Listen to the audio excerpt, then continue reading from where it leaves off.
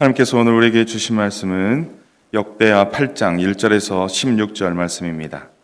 역대하 8장 1절에서 16절 함께 합독하도록 하겠습니다. 시작. 솔로몬이 여호와의 전과 자기의 궁궐을 20년 동안에 건축하기를 마치고 후람이 솔로몬에게 되돌려 준 성읍들을 솔로몬이 건축하여 이스라엘 자손에게 거기에 거주하게 하니라. 솔로몬이 가서 하맛소바를 쳐서 점령하고 또 광야에서 다드모를 건축하고 하맛에서 모든 국고성들을 건축하고 또 베호론과 아랫 베호론을 건축하되 성벽과 문과 문빗장이 있게 하여 견고한 성읍으로 만들고 또 바알랏과 자기에게 있는 모든 국고성들과 모든 병거성들과 마병의 성들을 건축하고 솔로몬이 또 예루살렘과 레바논과 그가 다스리는 온 땅에 건축하고자 하던 것을 다 건축하니라. 이스라엘이 아닌 헷 족속과 아모리 족속과 브리스 족속과 히위 족속과 여부 족속에 남아있는 모든 자 곧 이스라엘 자손이 다 멸하지 않았으므로 그 땅에 남아있는 그들의 자손들을 솔로몬이 역군으로 삼아 오늘에 이르렀을 때 오직 이스라엘 자손은 솔로몬이 노예로 삼치지 아니하였으니 그들은 군사와 지휘관의 우두머리들과 그의 병거와 마병의 지휘관들이 됨이라. 솔로몬 왕의 공장을 감독하는 자들이 250명이라. 그들이 백성을 다스렸더라. 솔로몬이 바로의 딸을 데리고 다윗성에서부터 그를 위하여 건축한 왕궁에 이르러 이르되 내 아내가 이스라엘 왕 다윗의 왕궁에 살지 못하리니 이는 여호와의 궤가 이르는 곳은 다 거룩함이니라 하였더라. 솔로몬이 낭실 앞에 쌓은 여호와의 제단 위에 여호와께 번제를 드리되 모세의 명령을 따라 매일의 일과대로 안식일과 초하루와 정한절기 곧 1년의 새 절기 무교절과 지칠절과 초막절에 드렸더라. 솔로몬이 또 그의 아버지 다윗의 규례를 따라 제사장들의 반열을 정하여 섬기게 하고 레위 사람들에게도 그 직분을 맡겨 매일의 일과대로 찬송하며 제사장들 앞에서 수종 들게 하며 또 문지기들에게 그 반열을 따라 강문을 지키게 하였으니 이는 하나님의 사람 다윗이 전에 이렇게 명령하였음이라. 제사장들과 레위 사람들이 국고 일에든지 무슨 일에든지 왕이 명령한 바를 전혀 어기지 아니하였더라. 솔로몬이 여호와의 전에 기초를 쌓던 날부터 준공하기까지 모든 것을 완비하였으므로 여호와의 전 공사가 결점 없이 끝나니라. 아멘. 오늘 본문 1절에서 6절은 솔로몬의 성읍 건축을 소개하고 있습니다. 1절에 여호와의 전과 자기 궁궐을 20년 동안에 건축하기를 마쳤다라고 말씀합니다. 솔로몬은 그가 재위한 지 4년 2월 2일에 시작하여 7년간 성전을 건축하였고 또 13년이 지나 그의 궁궐을 완공하였다라고 말씀하고 있습니다. 그의 건축의 첫 번째 일입니다. 그리고 두 번째 2절부터 6절에 걸쳐 솔로몬은 성읍을 건축하고 요새화에 힘썼다라고 소개하고 있습니다. 솔로몬은 하나님을 섬기는 데에만 힘쓴 것이 아니라 백성들이 살고 있는 삶의 터전을 건축하고 그들의 안전을 위해 국경을 튼튼히 하였다라고 말씀합니다. 일반적으로 하나님의 일을 한다고 하면 자신과 자신의 주위에 있는 사람들을 돌보고 아끼고 그러한 부분들을 소홀히 할 때가 많이 있는 것 같습니다. 이 부분에 있어서 솔로몬은 성전 건축에만 힘쓴 것이 아니라 그 백성들의 삶을 돌아보았음을 볼 수 있습니다. 자신의 이름을 위해서만 당시 건축했던 여러 왕들과는 다르게 백성들을 위해서 구체적으로 여러 지역을 건축하고 그들의 삶의 질을 개선했던 모습입니다. 나라를 군사적으로 또 경제적으로 견고하게 정비하여 백성들의 피로를 채워주었던 왕이다라고 말씀하고 있습니다.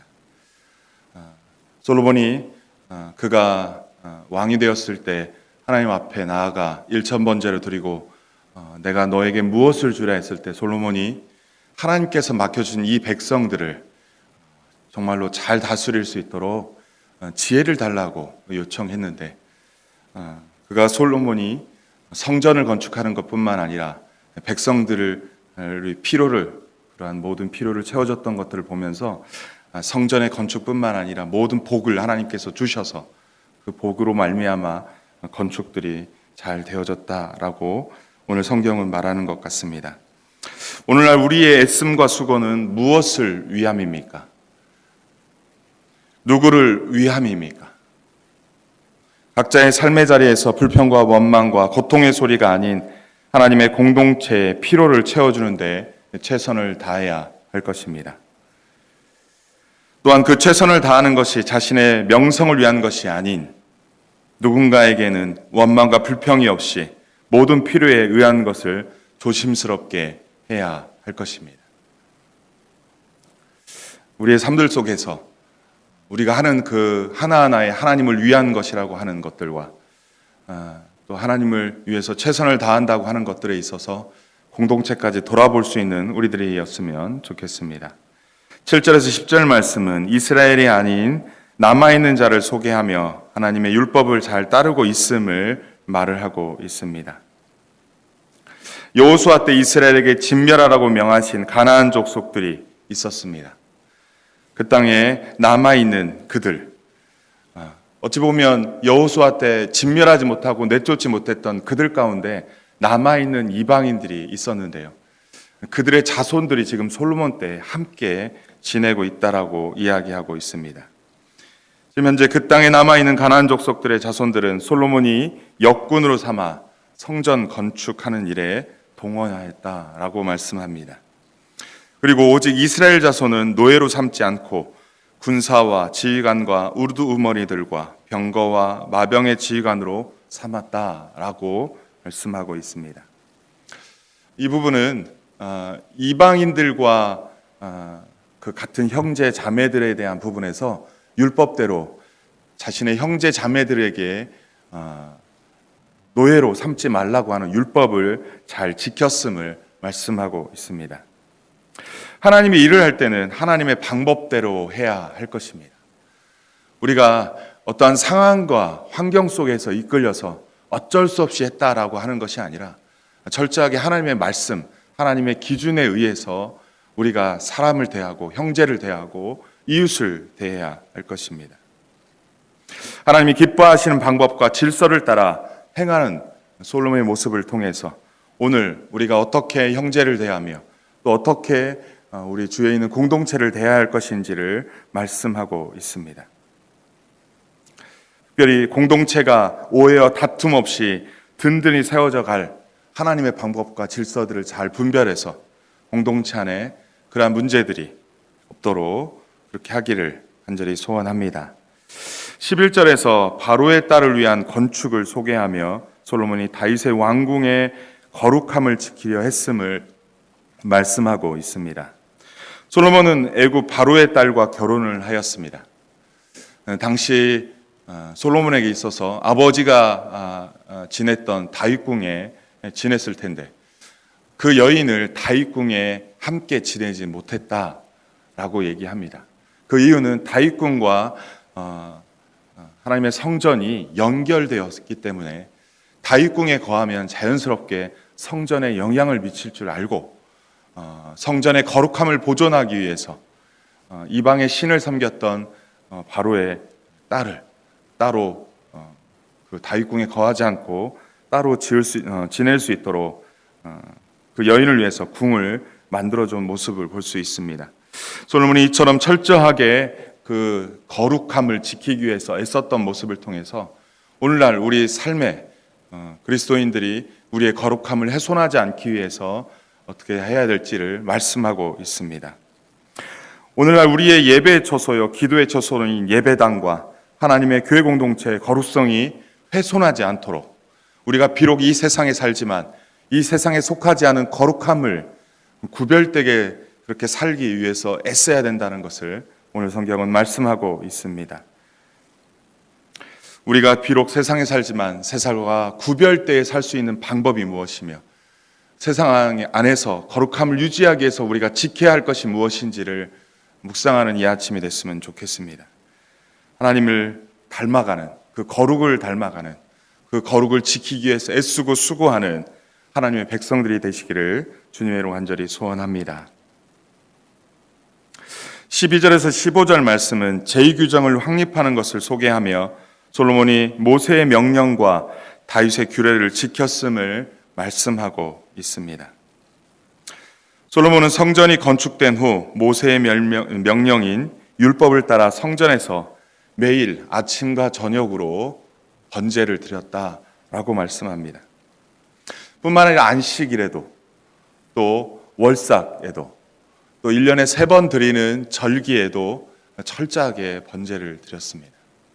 솔로몬이 이처럼 성전을 건축하거나 기타 이방인들을 대하는 그 모든 과정이나 이런 것들을 한 것만으로 끝나지 아니하고 예배를 잘 준비했다라고 말씀합니다.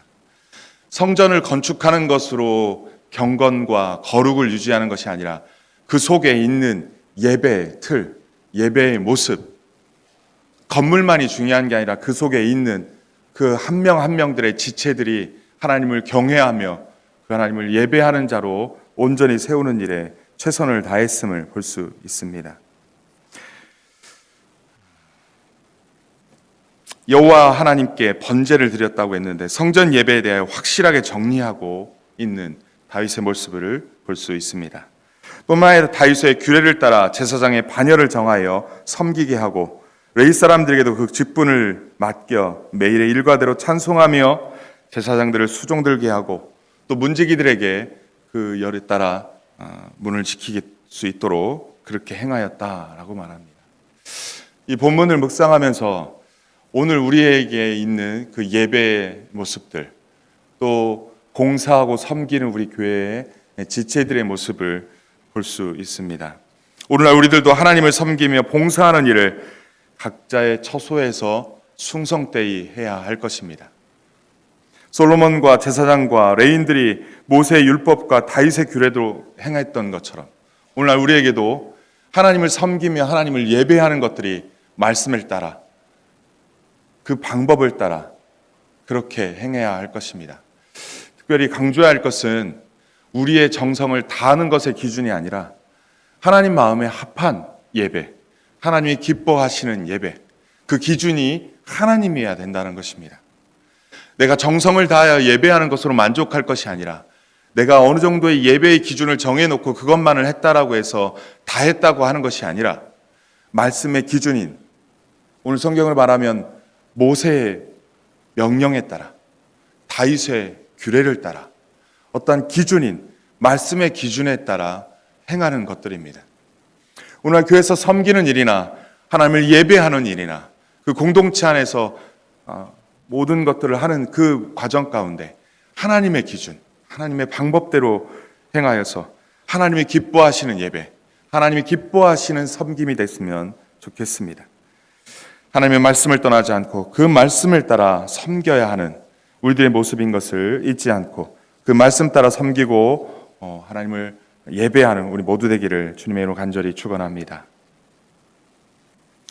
16절에서 여호와의 전인 성전 공사가 결점 없이 끝났다라고 말씀합니다. 이 말씀은 성전의 완전함을 강조하고 있습니다.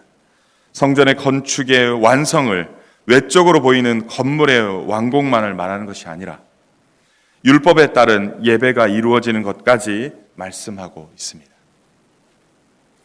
우리의 예배가 형식만이 아닌 영과 진리로 드리는 예배가 돼야 할 것입니다.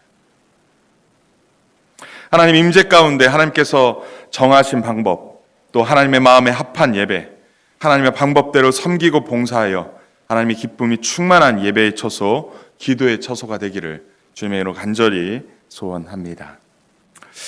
오늘 본문에서 하나님은 어떤 분이시고 우리에게 주는 교훈은 무엇입니까? 첫 번째, 하나님께서는 하나님의 일을 한다 해도 공동체의 삶을 돌보며 그들의 필요를 채워주기를 원하십니다. 우리의 공동체를 돌아보는 시간이 되었으면 좋겠습니다. 우리의 가족을 돌아보는 시간이 되었으면 좋겠습니다. 우리의 자녀들에게 공부만을 강조하는 것도 문제지만 우리들의 자녀들에게 예배만을 강조하는 것 또한 문제일 수 있다라는 생각을 한번 해봅니다. 삶을 점검해보고 공동체를 점검해보는 시간 됐으면 좋겠습니다. 두 번째, 형제와 자매의 관계를 깨트리지 않고 살아가기를 원하십니다. 상황과 환경에 움직여서 어쩔 수 없이 그 형제에게, 어쩔 수 없이 그 자매에게, 어쩔 수 없이 공동체에게 그렇게 말했다고, 그렇게 행했다라고 하지 않고 관계를 깨트리지 않고 그 관계를 깊이 정말로 잘 생각하며 공동체를 깨트리지 않는 우리가 됐으면 좋겠습니다. 세 번째, 하나님께서는 당신의 백성들이 하나님의 거룩함을 훼손하지 않고 거룩함을 지키기를 원하십니다. 세상에 살아가지만 세상과 구별된 존재로 살아갈 수 있고 그 속에서 하나님의 백성답게 살아갈 수 있도록 그 거룩함을 지키며 살아가는 우리들, 그 공동체가 그 거룩함을 유지하기 위해서 우리가 무엇을 행해야 될지도 한번 생각해 보는 계기가 됐으면 좋겠습니다. 네 번째로, 하나님을 예배하는 것이나 교회를 섬기고 봉사하는 일도 하나님의 방법대로 하나님의 말씀을 따라 하기를 원하십니다. 하나님의 방법 무엇일까요? 때때로 우리가 하나님의 방법을 잘 모를 때가 있습니다. 솔로몬에게는 하나님이여 나에게 듣는 마음을 주옵소서라며 백성에게 또 하나님에게 가장 기쁨이 되는 길들을 찾아 지혜롭게 그 길을 행했던 것 같습니다. 오늘 우리에게도 하나님을 예배하며 또 공동체를 섬기며 하나님을 섬기는 그 봉사와 헌신의 시간들 지혜롭게 하는 우리 되었으면 좋겠습니다. 하나님의 말씀과 하나님의 방법대로 지혜롭게 하는. 그래서 충성도 지혜가 빠진 충성이 아니라 지혜롭고 충성된 종들로, 지혜롭고 충성된 일꾼으로, 지혜롭고 충성된 예배자로 살아가는 우리 모두가 되기를 주님으로 간절히 축원합니다. 이 시간 함께 주신 말씀 붙잡고 기도했으면 좋겠습니다. 하나님께서는 하나님의 일을 한다 해도 공동체의 관계를 소중히 여기십니다. 공동체 구성원들의 마음이 상하지 않도록, 그 관계를 깨트리지 않도록 일이 우선이 아니라 그 속에 속해 있는 그 공동체의 마음과 그것을 받는 하나님에 대하여 생각하며 공동체를 구성하는 모든 사람이 조화와 균형을 이루며 그들의 필요가 원망 없이 채워지는 일, 그러한 일에 힘쓰기를 원하십니다. 이 모든 일에 하나님의 지혜가 필요합니다. 하나님, 우리에게 하나님의 지혜를 주옵소서, 듣는 마음을 주옵소서, 공동체 안에서 원망 없이 세우며 필요를 채워줄 수 있는 지혜를 허락해 주옵소서. 우리의 공동체를 온전히 세워달라고 시간 합심하여 함께 기도하겠습니다. 하나님 아버지, 우리를 예수 그리스도의 아버지 교회를 섬기는 공동체로